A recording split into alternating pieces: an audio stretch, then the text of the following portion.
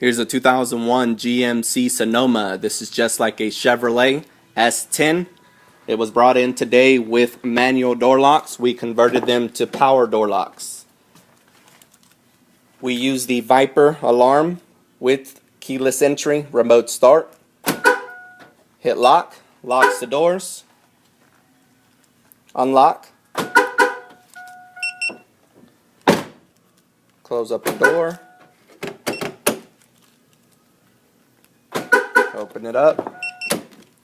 And for the remote start, we hit the orange button one time. Parking lights flash and the engine cranks.